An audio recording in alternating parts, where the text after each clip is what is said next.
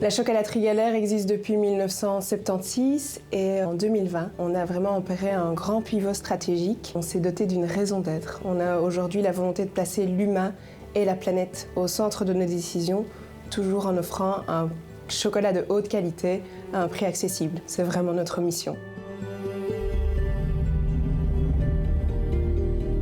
La chocolaterie Galère a toujours eu vocation d'offrir un chocolat de qualité, à un prix accessible, et notre véritable savoir-faire, c'est au niveau des fourrages. On a vraiment la volonté de recréer une petite pâtisserie à l'intérieur d'un chocolat et d'offrir un moment de pure gourmandise. On est 170 collaborateurs et collaboratrices à œuvrer tous les jours pour un chocolat qui a du goût, mais aussi pour un monde qui a du sens, un monde plus juste, plus durable. Il y a aussi tout le côté local. On a une chocolaterie qui est située à Vaux-sous-Chèvremont. C'est là que la magie opère.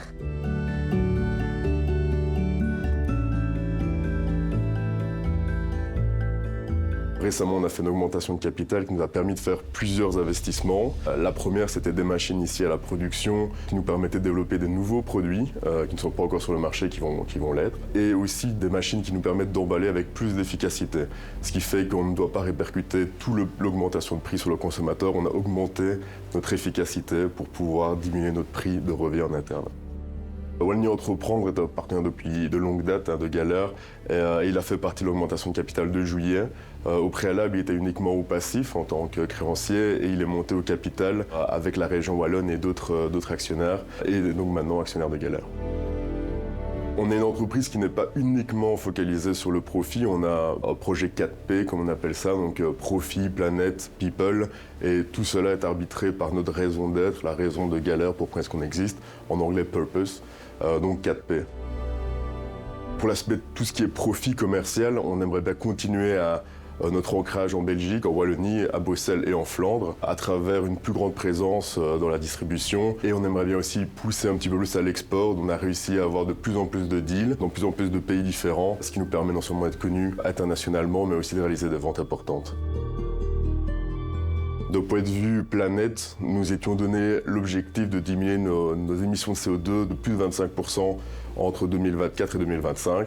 Donc il nous reste 1 an pour atteindre cet objectif et par la suite il faudra nous donner un objectif encore plus ambitieux.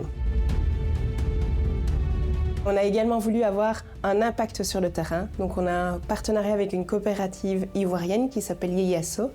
Avec eux, on a mis en place toute une série de projets. On a un projet d'agroforesterie avec la volonté de recréer des cacaocultures durables. On a également des projets avec les communautés de femmes qui ont des cultures vivrières et de rente. On a une mobilité verte. On a des leasing vélos pour les collaborateurs et les collaboratrices. On est également une société en autogouvernance. Ça veut dire qu'aujourd'hui, il n'y a plus de niveau hiérarchique au niveau de la chocolaterie Galère. Tous les salaires sont payés de manière juste dans toute la chaîne d'approvisionnement.